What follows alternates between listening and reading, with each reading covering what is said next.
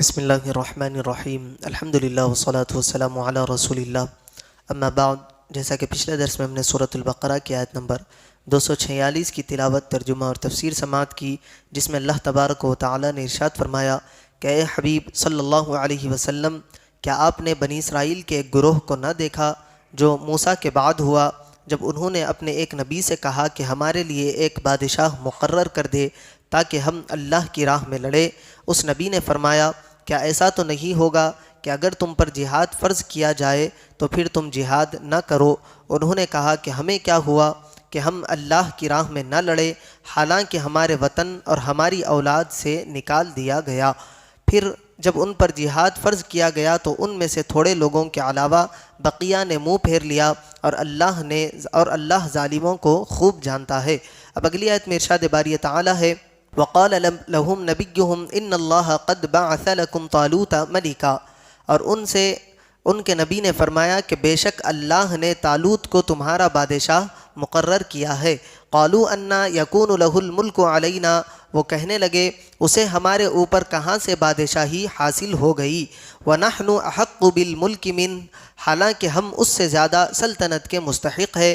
وَلَمْ يُؤْتَ سَعَةً مِّنَ الْمَالِ، اور اسے مال میں بھی وسعت نہیں دی گئی۔ قال ان اللہ اصطفاہ علیکم وزادہ بسطۃ فی العلم والجسم، اس نبی نے فرمایا اسے اللہ نے تم پر چن لیا ہے اور اسے علم اور جسم میں کشادگی زیادہ دی ہے۔ واللہ یؤتی ملکہ من یشاء، اور اللہ جسے چاہتا ہے اسے بادشاہ بنا دیتا ہے۔ واللہ واسع علیم، اور اللہ وسعت والا علم والا ہے۔ وقال لهم نبیہم، اور ان سے ان کے نبی نے فرمایا، بنی اسرائیل نے چونکہ بادشاہ مقرر کرنے کی درخواست دی تھی، چنانچہ حضرت شمویل علیہ السلام کو اللہ تعالیٰ کی طرف سے ایک عصا ملا، اور بتایا گیا کہ جو شخص تمہاری قوم کا بادشاہ ہوگا اس کا قد اس عصا کے برابر ہوگا۔ چنانچہ لوگوں کی پیمائش کرنے پر طالوت کا قد اس عصا کے برابر نکلا، تو حضرت شمویل علیہ السلام نے فرمایا، میں تمہیں حکم الہی سے بنی اسرائیل کا بادشاہ مقرر کرتا ہوں، اور بنی اسرائیل سے فرمایا کہ اللہ تعالیٰ نے طالوت کو تمہارا بادشاہ بنا کر بھیجا ہے۔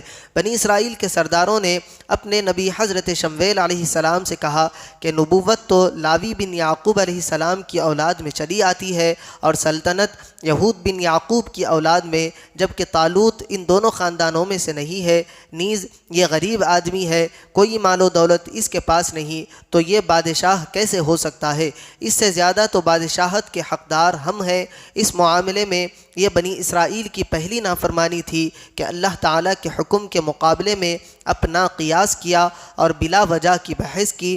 انہیں بتایا گیا کہ سلطنت کوئی وراثت نہیں کہ کسی نسل اور خاندان کے ساتھ خاص ہو، اس کا دار و مدار صرف فضل الہی پر ہے۔